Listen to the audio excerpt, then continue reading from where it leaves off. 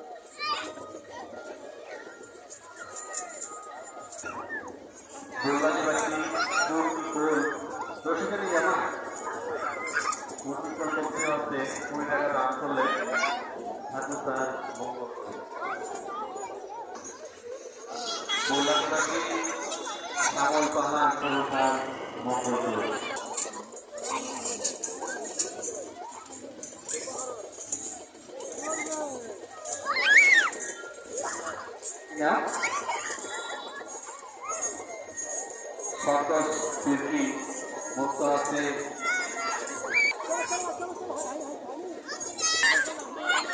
টাকা দান করলেন।